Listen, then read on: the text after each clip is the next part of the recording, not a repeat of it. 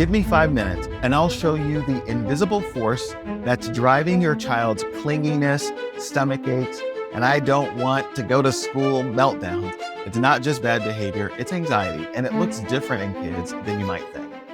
I'm Dr. Larry Mitnaul, double board certified child and adolescent psychiatrist. I'm also a father of 7, and welcome to the channel. So number 1, anxiety is normal until it isn't. All kids experience anxiety, at least some anxiety. In fact, it's part of healthy development. From around 8 months to preschool, separation anxiety is actually common, and toddlers may be afraid of strangers, the dark, storms, loud noises, and all of those things can be absolutely normal. And those preschool "don't leave me" clings, that's their brain learning attachment and independence. But here's the twist. When anxiety sticks around too long, grows too strong, or starts interfering with your child's daily life, it's no longer just a phase. So what does anxiety look like in kids? Well, here's the hard part. Anxious kids don't always look anxious. Some look compliant, polite, even eager to please. Underneath, they're flooded with what ifs. What if something happens to my mom? What if I mess up at school? What if no one talks to me at recess? You might notice tension. You might notice maybe restlessness in these kiddos. Sometimes there can be excessive reassurance where they're seeking your consolation, they're seeking your affirmation, but really in almost an obsessive way. You might see kiddos with frequent stomach aches, especially on Sunday nights. Maybe you see some avoidance of school or extreme avoidance of new situations. Some kiddos show this by nightmares, maybe excessive clinginess, and some maybe by sudden meltdown. What you need to know is that childhood anxiety doesn't always look the same. Here's how to recognize some of the different forms. Separation anxiety is one type.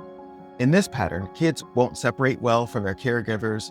They have tantrums often at drop-off, and they often will exhibit nightmares about losing loved ones in their life. Phobias are a different type of anxiety in which kids might be terrified of specific things like dogs, like needles, like thunderstorms. And so they may avoid normal activities just out of extreme fear. Kiddos with selective mutism, these kiddos may talk at home, but be silent at school and have overwhelming shyness in social settings. There's also social anxiety, and these are young people who may avoid parties or group projects or even casual conversation at times. And often it may look like they have very few friends outside the family. Generalized anxiety disorder is the name we give to among the most common types we see. It's constant worry about everything: family, school, friendships, future what-if loops, and perfectionism. And so these kiddos may struggle with low self-esteem. So what can you do as a parent? Well, here's what matters most. Early support changes everything. Without help, anxiety can really rob kids of friendships, confidence, and the joy of just being a kid. But with help, they learn to cope, grow, and take back their power. So here's what I want you to do. Watch for patterns. Anxieties that stick around or interfere with school, friendships, or daily life really do need attention. Don't dismiss quiet kids.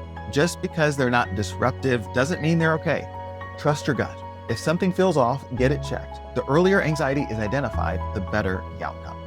So when do you get help? If your child's fears are interfering with their life, if school, sleep, separation, or social time is becoming a battle, don't wait. Make sure that you get connected to a qualified mental health professional. Child and adolescent psychiatrists are trained to spot and treat these issues early, and treatment can include individual therapy. It may include family-based therapy as well. And there are some really great behavioral interventions. Sometimes medication plays a role. Often in these kiddos, we're beginning with allowing them to develop the skills, but there are some kids for whom they really struggle to get to the place where they're able to use those skills, and medication can play a role. These kids may also benefit from school consultation and accommodations there. And for young kids, your involvement in treatment is essential. You are the co-regulator, the calm in the storm, the one modeling what to do with these really big feelings. So remember, your child's anxiety isn't your failure. It's a signal, a flare saying, I need help understanding my world. So please don't ignore it. Don't wait it out. Support now means strength later. Because when kids learn to face fear with support, they don't just survive, they thrive. If you're looking for free supports, guidance, reference that you can use, make sure that you check the link in the description for my free anxiety checklist and next steps guide. Check out my next video, which will help you to level up your connection with your child. Be well.